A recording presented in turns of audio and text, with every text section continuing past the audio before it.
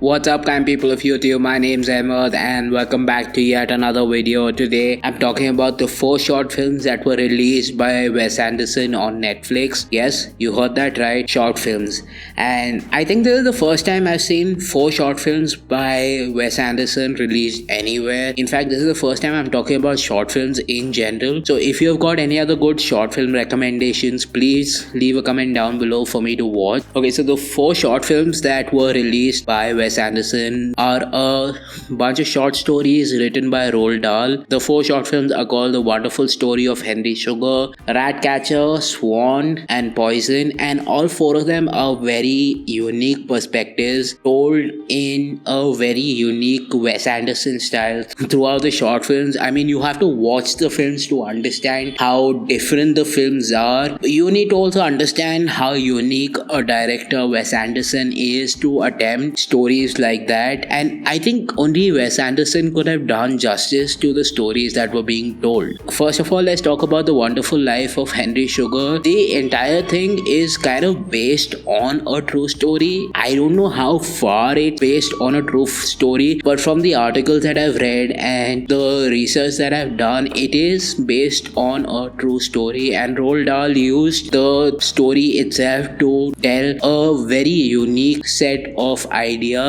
The concept is very unique. He is card reading, but he can see through the cards and knows exactly what card is going to come next. That comes from a circus performer in the early 30s who could see through his eyes being taped. Yeah, that's probably one of the most unique things that I've ever been asked to say to a camera. Like, no doubt, throughout the film, you see the typical Wes Anderson style of filmmaking, wide shots. Even the close-ups are wide shots. You have familiar characters. You have Benedict Cumberbatch throughout the first film. The Wonderful Life of Henry Sugar is a 40-minute short film, and there was not a single dull moment in it. It's fast-paced. It's narrated directly to the user, which is also another unique storytelling perspective from Wes Anderson. He does that throughout his films. His cast, it's definitely spot on, and he tends to use the same cast over and over again. If you are looking for content to watch, I would recommend you watch The Wonderful Life of Henry Sugar, because the whole concept is weird. Like, okay, as I go down the next 3 films as well,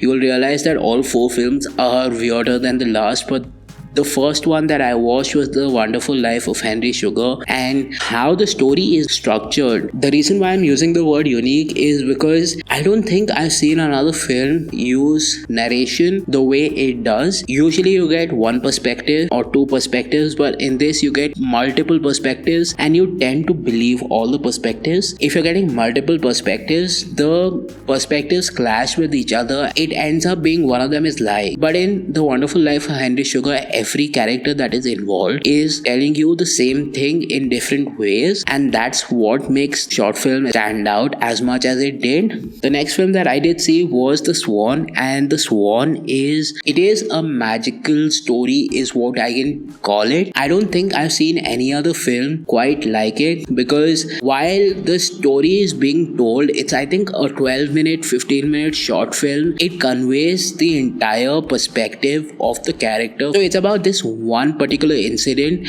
where the character is trying to save a swan and ends up being a swan himself, and you're just sitting there and going, what the hell is happening in this film, and what the throughout the film you kind of see the story from the perspective of the lead and how the lead was bullied by people, especially these 2 kids, and how that is shown on screen with just 3 characters is amazing. Like, I don't think I've seen a short film with I don't think I've seen a film in general with just 3 characters being narrated that well. The humor of the Wes Anderson film and the sets, like especially for the Swan, the set for The Swan is something that really stuck out. Like, you knew that they were using set throughout, but it didn't feel out of place throughout the film. Like, there are times where you know that they're using a set, but here they weren't trying to hide the fact that they were using a set. In fact, they were encouraging you to notice where the sets were starting and where the sets were ending. The next film that I saw was The Ratcatcher.